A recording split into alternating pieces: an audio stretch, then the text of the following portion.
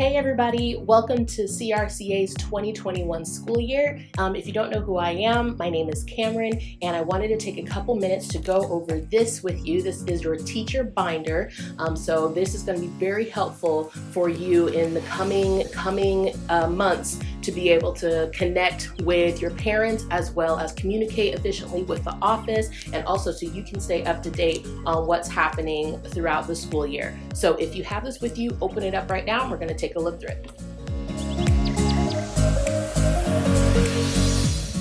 So first up, this is the teacher favorite form. So go ahead and fill this out. This is going to help us when it comes to birthdays or random teacher appreciation, but also for the major teacher appreciation week that goes from your students to you. So this is going to be helpful for parents as well. So maybe you don't get 100 of that thing that you don't like. So go ahead and fill that out and we'll keep it in the office. There's also another copy in the calendar section, which we'll go over soon. Next up, we have the school year calendar. Now, your families already have this, but we want you to have it just as a frame of reference. This is going to also be very helpful for you because it counts the school days and gives you those reminders of ending in the grading period, beginning of the grading period, and report card dates and things like that coming up in the school year. We've already told the parents that this is subject to change, so you will be the first to know if anything on this changes so that you can help us communicate that to parents. So that is your school year calendar. So I do briefly want to go over the official media statement because we wanted to be very specific about it this year. We have a lot of students that come from a lot of different backgrounds and kind of a different spectrum of home life, and that includes the exposure that they have to media. So what we want to do is make CRCA a very neutral place when it comes to media content.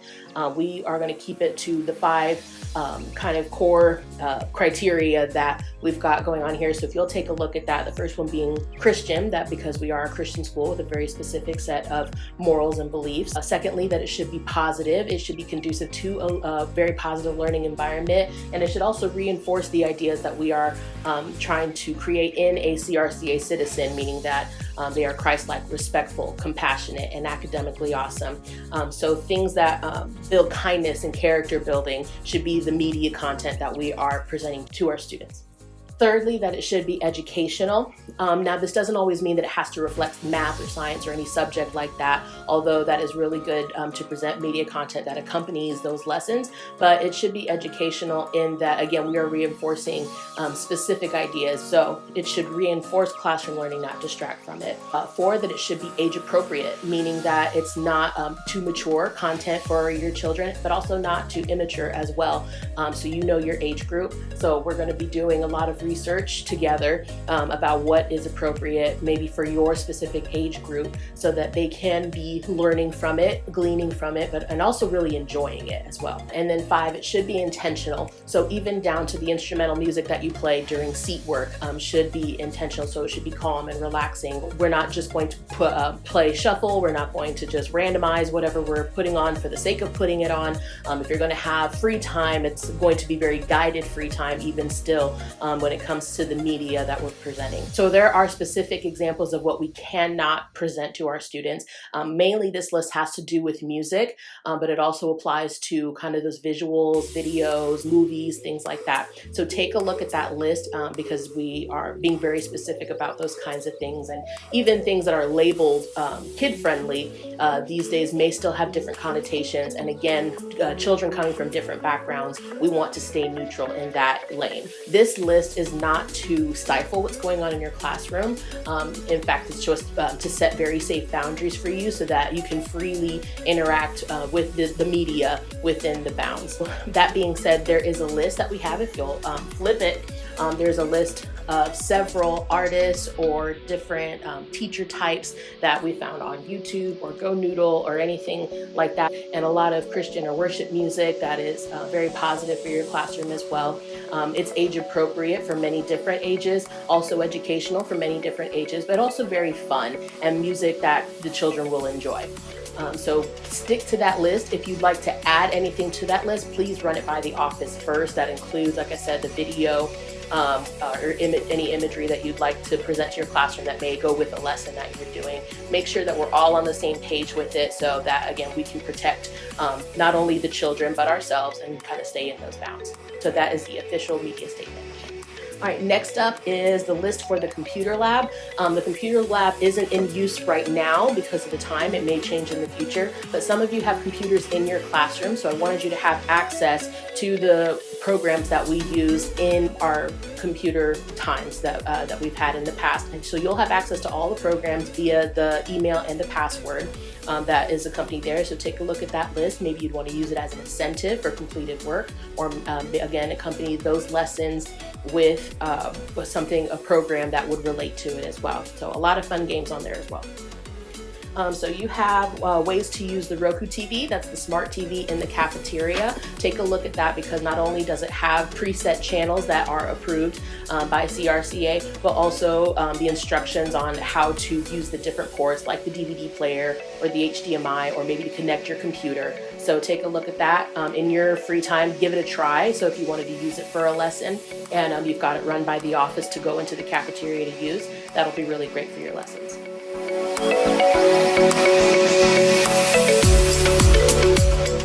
So these are just your reminders of the cell phone policy. So go over that one more time. Some of the things may have been altered because of the time, but just give yourself a really good reminder of what the cell phone policy is. If you have a smartphone, such as an iPhone or an Android, you can take pictures in your classrooms, and maybe the activities that you're doing are kind of documenting the learning that's going on in there, maybe some fun on the playground. To please take those pictures, take as many as you can. But a couple of the guidelines to go with that include as many children as possible in a photo. Maybe don't single out one or two children, maybe 3 or more children at a time. Keep them at a safe distance, of course. So if you're working on a project, have them seated at their desk and take a wide angle of the classroom. But of course, you take as many pictures as you can, and you can send those pictures to my cell phone at 757-537-3709, and that'll be really awesome to post them on our social media so we can see what's going on in your classrooms, special times together, and also to include in our yearbook. So next up are the elementary student hall passes, the guidelines and reminders for those. So go over those not only for yourself, but for your students to remind them. The office will be giving you the hall passes for your classes, and these are for those times where the errands that need to be run between maybe the modular and the main office, or maybe from the playground to the bathroom, or maybe those nurse visits that need to happen.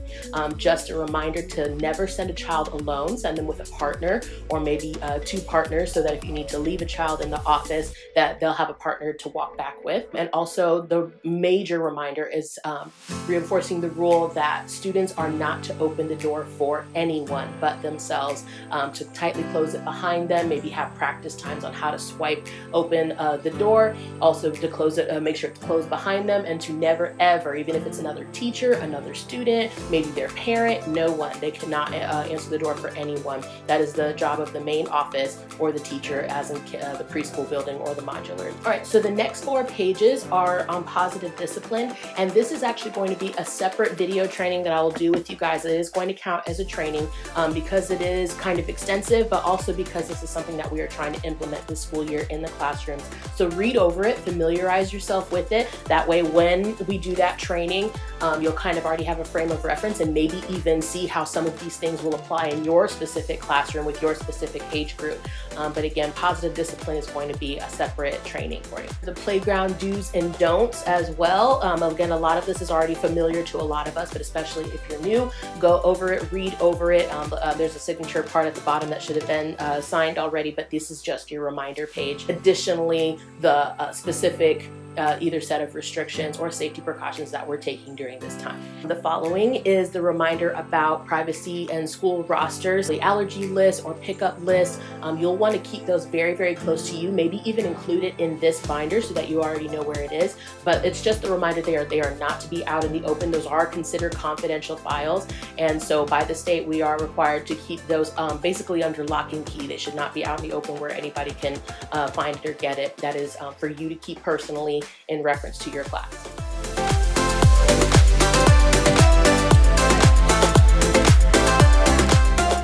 So for the next pages, they're loose because you can make copies of them, including the supplies request and the field trip request form. And the office does have additional documents that go along with a field trip or activities request, especially ones that will be appropriate for this time as well. So that should conclude the beginning half of your teacher binder, and then next we'll move on to the calendar section.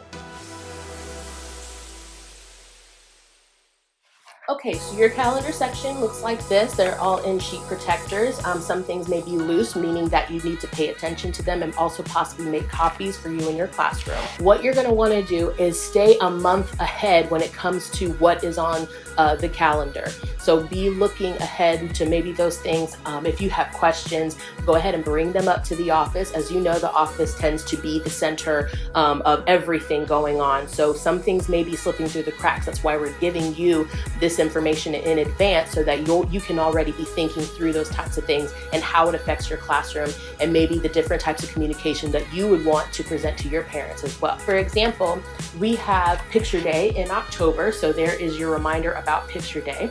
And this one is actually your reminder, but you might want to send a different reminder. In addition, you have the wristbands that will go home. So you're gonna write Picture Day, the date and the time, and everything. And maybe your afternoon staff will put that on after school so that when they go home, their parents are automatically reminded as well that the next day is Picture Day. So going through the calendar, like I said, you'll want to stay a month ahead so you know what's going on. Things like the parent memorandum for spring break or for Christmas break should be going out on a very specific day. So check out the calendar. We have annotated notes on there as well of when certain notices should be going out, of when certain communication should be going out. For example, Christmas break should be sent on December 4th, even though it won't be happening more towards the end of the month. We want to give our parents ample time and ample communication so that they can also have it in their thought process and the office gets the information that they need as well. A lot of our calendar items are not on here, things like Fall Fun Fest and the Fun Day and everything like that, just because of these unprecedented times, and we want to stay as safe as possible. However, fall is still coming, Christmas is still happening, and things like that. So be aware of those things that usually happen, and like I said, those notes on the calendar of maybe opportunities that you can have with your classroom. We don't want the fun to stop. You have complete jurisdiction over what happens in your classroom, especially on these types of fun days. So get creative, have a lot of fun with them.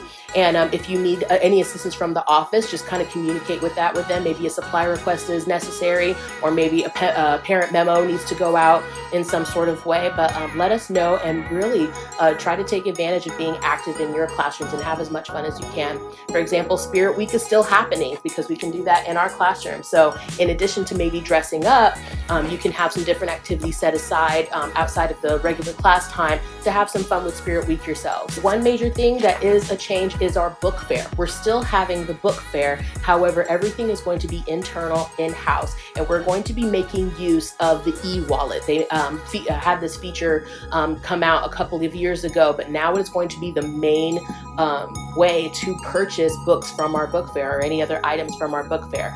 So when we send out this notice, it's going to be well in advance. Even though book fair is until March, we're going to be sending these notices out in February because it takes 2 weeks for the e-wallet to record that a child is putting money on their e-wallet. So parents are going to have to do that well in advance if they want their child to purchase anything from the book fair.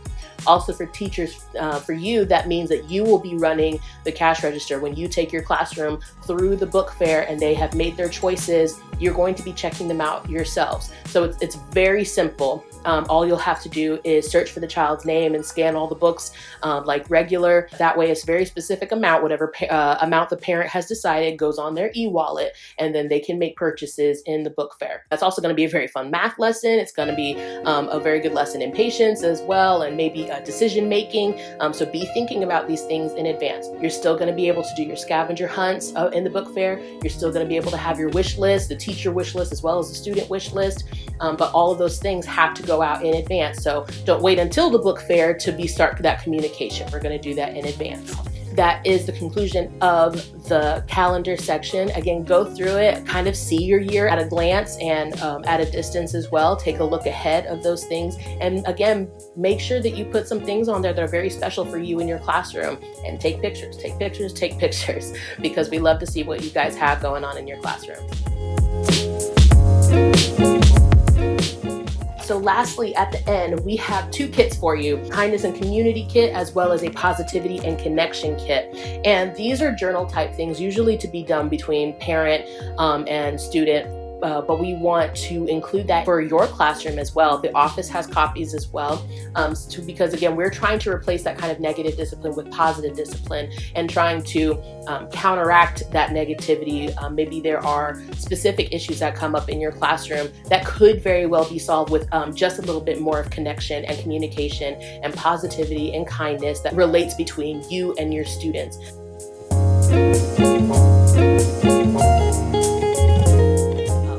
With everything going on, our children have a lot of negativity coming in front of their faces more than ever before. So we want to be a safe place for them as well. You want to be a safe place for your child to approach as well. So these things that they're already going through internally can maybe be met with positive interaction. So there are a ton of challenges and different activities, sheets. You can make as many copies of these pages as you need to. Maybe put these kind of things on sheet protectors so you can keep them up, reuse them, use them again, and maybe include them if you have a regular journal time or maybe a circle time that you already have. Incorporate these kinds of things with them. So if you do have a circle time, have that compliment challenge that goes around. Get our kids in the practice of using positive language with each other, problem solving, conflict resolution, things like that. We don't want to avoid their feelings. In fact, we want to help them hone in on their feelings and react in positive and healthy ways. This doesn't mean that we are just going to be rainbows and butterflies all the time. However, we want to equip you with resources to deal with those things. And because as much as possible, we want your learning environment to be positive and conducive to everybody involved, including yourself. You pour yourself into these lesson plans, you pour yourself into your teaching. We want to make the most of that. And that includes your interaction personally between you and your students. So use these journals. They are amazing. They're a lot of fun. Have a lot of really positive images to look at, get your kids excited about doing it. Like I said, maybe set aside a time where you have a specific journal day, journaling time in your day when you go over these types of things. And also use them as conflict resolution. As I said before, maybe those behavioral things that happen, that come up in your classroom can be quickly resolved with one of these pages, or maybe the information in one of these pages. There's a lot in here that is also teaching material for the adult as well as the child, so that, again, that interaction is a two-way street for you guys. So again, with everything going on, we consider that to be very, very important at CRCA. So that's why it's in your teacher binder. Make use of that. You're going to really enjoy it as well.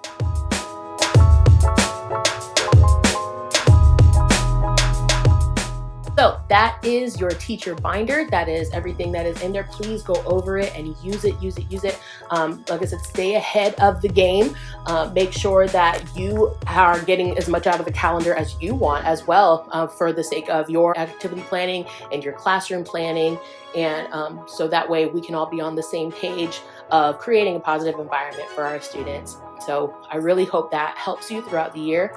Please know that you are prayed for, that you are cared for, that you have the listening ear of the office, of the administration. We care about you, your mental health, as well as your spiritual health. So please come to us for any prayer, advice. Know that I am praying for you as well, even though I'm kind of at a distance here.